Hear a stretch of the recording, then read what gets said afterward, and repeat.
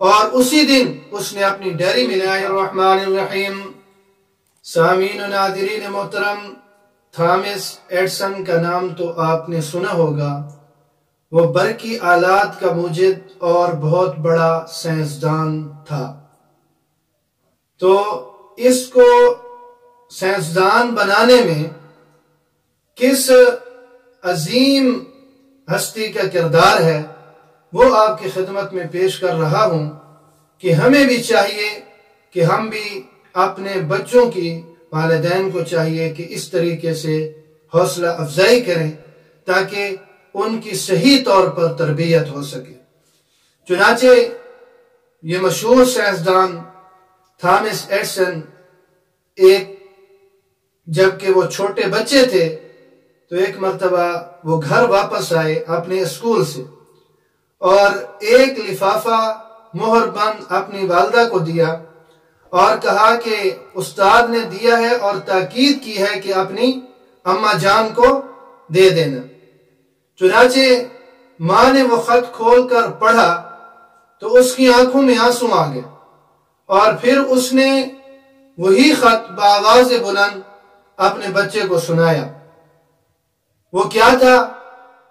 وہ خط میں تو کچھ اور تھا، لیکن ماں نے جو اپنے بچے کو سنایا اس کی تربیت کے لیے وہ یہ تھا کہ آپ کا بیٹا بڑا ہی لائق ہے، یہ اسکول اس کے لیے بہت چھوٹا ہے اور اس میں اتنے اچھے استاد نہیں ہیں جو اسے پڑھا سکیں، لہذا آپ اسے خود ہی پڑھا لیں۔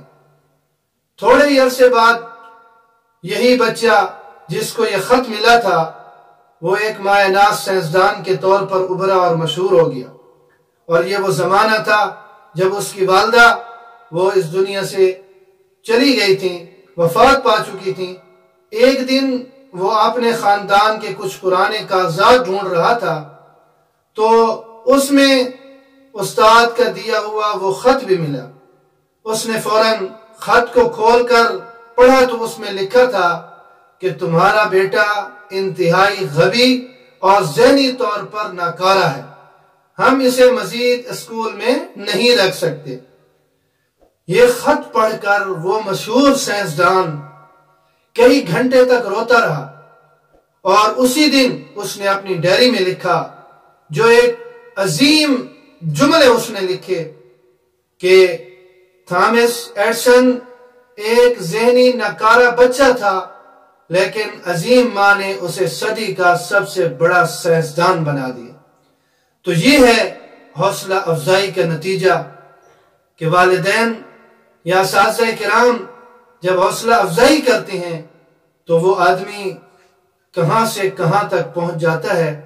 تو اس لیے والدین کو بچوں کی تربیت کرتے وقت یہ چیز بھی مد نظر رکھنی چاہیے کہ اب اگر یہ ماں اسے چھوڑ دیتی یا اسے وہ خط سنا دیتی اس بچے پر کیا گزرتی اور آگے جا کر وہ ایک سائنسدان کے طور پر کیسے ابھرتے، کیسے مشہور ہوتے۔